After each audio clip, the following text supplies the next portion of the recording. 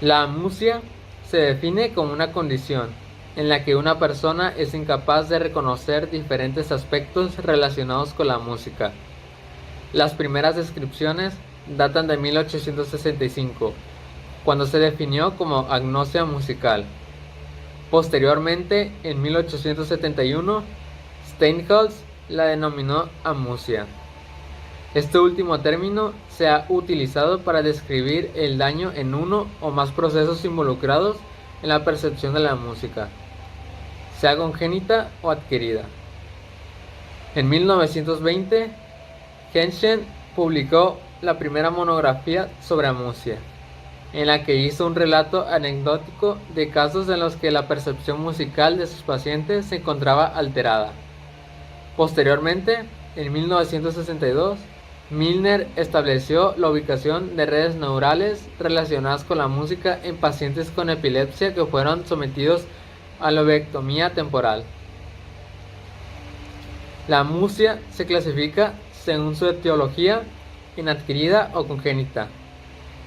La amusia congénita se caracteriza por un déficit en la percepción y producción musical que no está explicado por pérdida auditiva, daño encefálico o falta de exposición a la música. Autores como Wyss han sugerido la existencia de distintos tipos de la amusia congénita, que corresponderían a deficiencias en el reconocimiento de escalas completas, de intervalos tonales específicos o de ritmo y métrica. La UNAI emplearon el término disritmia para describir casos de pacientes con déficit en la percepción del ritmo, pero con discriminación total intacta. También se han descrito casos en los que solo se presenta déficit en la percepción melódica, sin ninguna afectación en el ritmo. Las personas con amusia congénita no tendrían problema para interpretar la prosodía del lenguaje en idiomas como el inglés o el castellano. Por otro lado, estudios experimentales indican que la amusia congénita puede afectar a la prosodía en poblaciones asiáticas que utilizan lenguajes tonales. Las personas con amusia generalmente no se interesan por la música y afirman no disfrutarla. Son incapaces de reconocer o tararear canciones, a pesar de tener una audiometría normal y un coeficiente intelectual normal o superior a la media. Adicionalmente, presentan deficiencias en el reconocimiento de diferencias de tonos sutiles, y por lo general, son malos cantantes. Estudios epidemiológicos llevados a cabo en la década de los 80 mostraron una prevalencia de amusia congénita de aproximadamente el 4% de la población mundial. Sin embargo, datos más recientes estiman que la prevalencia en un 1.5%. Esto se puede explicar por una mayor rigurosidad en los métodos de evaluación para el diagnóstico de amusia congénita.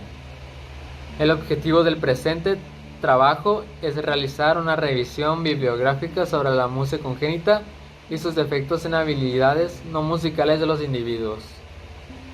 La amusia adquirida es la que se produce a lo largo de la vida del sujeto, ya sea por un problema a nivel de la vía auditiva aferente o a nivel cortical.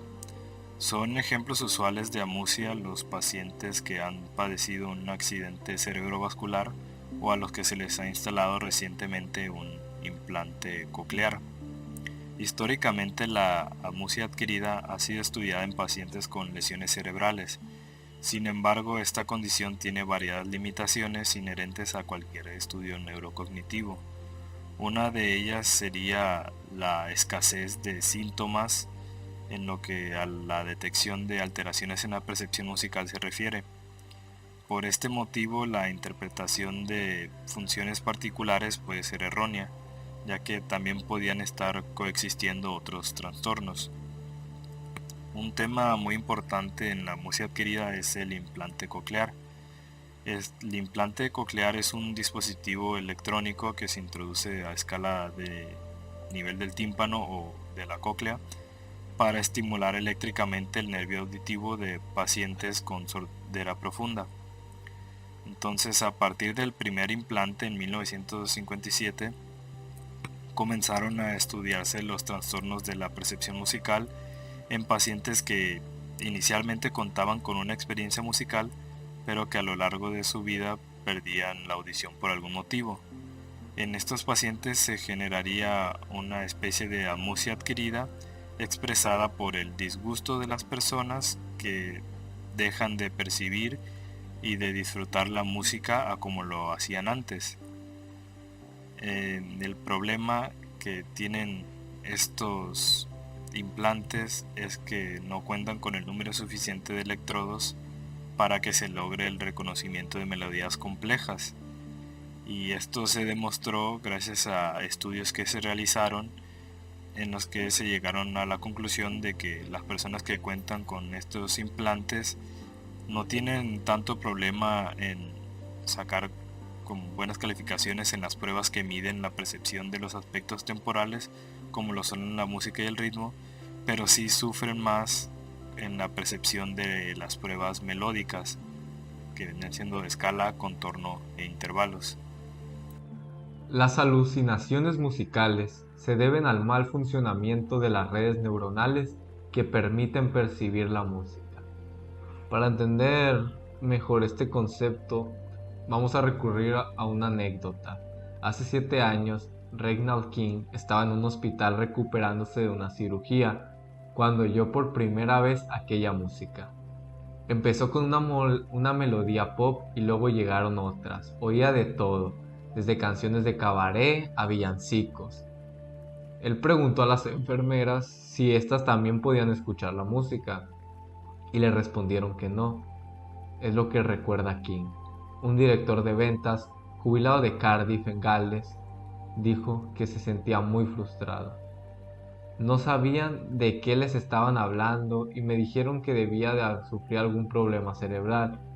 Y ha seguido ocurriendo desde entonces. Cada día vuelve la música. Son canciones que he escuchado durante toda mi vida, explica King, de 83 años. Me viene una y luego viene otra y luego viene otra. Y esto que me está ocurriendo está pasando en mi cabeza. Para ser sincero, me estoy volviendo loco. Recordemos que los afectados, muchos con deficiencias auditivas, tienden a oír canciones que habían escuchado mucho o emocionalmente importantes para ellos. Las alucinaciones musicales se conocen desde hace más de un siglo, pero solo ahora han empezado a ser estudiadas por los psiquiatras y los neurólogos. El año pasado le remitieron a Víctor Aziz, un psiquiatra del hospital Caddox de Gales. Aziz le explicó que aquello tenía un nombre: alucinaciones musicales. Aziz pertenece a un reducido círculo de psiquiatras y neurólogos que investigan este suceso. Sospechan que las alucinaciones musicales son el resultado de unas redes cerebrales defectuosas que normalmente nos permiten percibir la música. También sospechan que numerosos casos de alucinaciones musicales no han sido diagnosticados. Y basándose en sus estudios sobre las alucinaciones, sospecha que en las próximas décadas será algo mucho más habitual. Estas alucinaciones ya invalidan el cerebro humano mucho antes de que se reconocieran como enfermedad médica. Por ejemplo, muchos compositores han sufrido estas alucinaciones. Está el caso de Robert Schumann, que escribía la música que él mismo alucinaba. La leyenda dice que seguía el dictado del fantasma Schubert, aunque los médicos conocen las alucinaciones musicales desde hace más de un siglo. Raramente las han estudiado de forma sistemática. Eso ha cambiado en los últimos años, ya que en la revista de julio Psychopathology, Aziz y su colega Nick Warner publicaron un análisis de 30 casos de alucinaciones musicales que se han estudiado durante 15 años en el sur de Gales. En su mayoría o en su mayor colección de casos de alucinación jamás publicada. Intentamos recopilar tanta información sobre su vida diaria como fuera posible. Planteamos muchas de las preguntas que no se habían respondido en investigaciones anteriores. Por ejemplo, ¿qué oyen? ¿Lo escuchan cerca o a larga distancia? Pues son muchas incógnitas las que siguen prevaleciendo. Aziz y Warner observaron que en 2/3 de los casos de las alucinaciones musicales eran la única alteración mental que experimentaban los pacientes. Una tercera parte eran sordos o padecían una deficiencia auditiva. Las mujeres tendían a sufrir alucinaciones musicales más que los hombres, y el paciente medio tenía 78 años. La experiencia de King era la habitual de las personas que sufren alucinaciones musicales. Los pacientes mencionaban una amplia variedad de canciones, entre ellas No llores por mí, Argentina, Three Blind Mice. En 2/3 de los casos la música era religiosa. Asís cree que la gente tiende a oír canciones que ha escuchado mucho o que son emocionalmente importantes para ellos. Su estudio también demuestra que estas alucinaciones son distintas de las audiciones auditivas de los esquizofrénicos, que escuchan voces interiores. Los pacientes como King solo oyen música. Los resultados apoyan trabajos recientes que indican que nuestro cerebro utiliza unas redes neuronales especiales para poder percibir la música. Entonces, cuando estos sonidos entran por primera vez en el cerebro, activan una región cercana al oído llamada córtex auditivo primario, que empieza a procesar sonidos en su nivel más básico. Posteriormente, el córtex auditivo transmite señales a otras regiones que pueden reconocer las características más complejas de la música, como el ritmo, los cambios de tono, la melodía, etc. Los neurocientíficos han podido identificar algunas de estas regiones con escáneres cerebrales y compararlos con la gente que responde a sonidos musicales y no musicales. Las personas con las alucinaciones musicales les han hecho pocos escáneres cerebrales. Esto dice el neurólogo Tim Griffiths, que le realizó uno de estos a 6 pacientes ancianos que desarrollaron alucinaciones musicales tras perder parcialmente el oído. Griffiths usó una técnica de toma de imágenes conocida como PET, que supone inyectar marcadores radiactivos en el torrente sanguíneo. Griffiths descubrió que el cerebro, que es una red de regiones que aumentaba su actividad a medida que las alucinaciones se hacían más intensas. Cuando los sujetos de estudio alucinaban, solo utilizaban las partes del cerebro responsables en convertir estos sonidos simples en música compleja. Así que Griffiths insinúa la posibilidad de que estas regiones que procesan la música estén continuamente buscando señales cerebrales que puedan interpretar, aunque los oídos no sean quienes les transmitan un sonido. Es posible que el cerebro sea quien genere estos impulsos ocasionalmente en estas regiones para así procesar música como sonido. Entonces intentan asociar estos impulsos con recuerdos de música, convirtiendo unas cuantas notas en una melodía familiar. En la mayoría de estas señales espontáneas no producen más que una melodía difícil de sacarse de la cabeza, pero la constante corriente de información procedente de los oídos suprime la música falsa. Griffiths propone que la sordera interrumpe esta corriente de información, y en algunas personas sordas los circuitos de buscan la música entran en hiperactividad. Oyen música todo el tiempo y no solo vagos murmullos de melodía, se convierte en algo tan real como cualquier percepción normal. No hay un tratamiento establecido para las alucinaciones musicales. Algunos médicos prueban con fármacos, antipsicóticos, otros usan terapia cognitivo-conductiva, pero en realidad no existe una como tal 100% eficaz. A pesar de estos tratamientos, muchas personas con alucinaciones musicales nunca van a experimentar una mejoría. Por esa razón, King dice que se va a limitar a empezar a vivir y convivir con ellas, que le gustaría poder hacer algo, pero que sabe que no funciona. Tal vez en un futuro más estudios ayuden a encontrar ciertos tratamientos, pero por el momento no es el caso. Dentro del grupo de las alucinaciones musicales se encuentran aquellas con origen neurológico.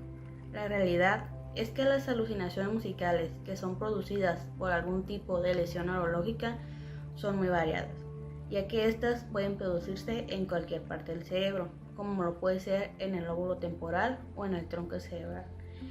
Este tipo de condición es muy poco frecuente, variada y compleja, por lo que hoy en día los expertos no han logrado llegar a una teoría aceptada universalmente. Uno de los trastornos de alucinaciones musicales con origen neurológico es la epilepsia musicogénica. Esta condición se da de forma sensorial y es inducida por sonidos en combinaciones armónicas y melódicas. Esto quiere decir que el individuo sufre ataques, los cuales son inducidos al escuchar sus canciones favoritas, tonos, sonidos, etc. Otro detonante puede ser el volumen y el timbre de las canciones y en otras ocasiones el instrumento que lo provoca. Los más comunes son el piano y el órgano. Este padecimiento puede ser tratado de forma farmacológica y en casos muy particulares de forma quirúrgica. En otros trastornos de las alucinaciones musicales con origen neurológico, como lo es la demencia frontotemporal, existen casos en los que los pacientes desarrollaron habilidades artísticas mientras padecían la demencia. Algunos especialistas proponen que dichas habilidades ya existían en los pacientes, pero que no se desarrollaron hasta que padecían esta condición. Algunas teorías indican que esto se puede ver a la selectiva desconexión de algunos campos frontales, los cuales producen en el paciente un deseo de crear arte, mientras que la preservación de otras zonas frontales, como lo son las regiones parietales y occipitales, ayudan en la vía visual y en las habilidades constructivas. Además, se ha comprobado que los pacientes aumentan su motivación y habilidades artísticas. La esquizofrenia es un trastorno mental severo y crónico que afecta al 1% de la población mundial. Está caracterizada por importantes cambios en el funcionamiento mental que conducen a una pérdida de contacto con la realidad, alteraciones cognitivas y un importante declive social y ocupacional. Las personas con este trastorno muestran delirios, alucinaciones, cambios en el humor y un discurso desorganizado. También son comunes la falta de motivación y la conducta desorganizada. Los primeros síntomas de la esquizofrenia aparecen típicamente en los jóvenes adultos. El periodo usual del debut de los síntomas en hombres es entre los 18 y 25 años, y en las mujeres suele presentarse entre los 23 y los 35 años. Las alucinaciones auditivas son el objeto de nuestra investigación. Son falsas percepciones de un sonido, generalmente voces, pero también puede tratarse de un ruido o una música. Las alucinaciones auditivas son uno de los síntomas más llamativos y paradigmáticos y uno de los signos más evidentes de severidad del trastorno esquizofrénico.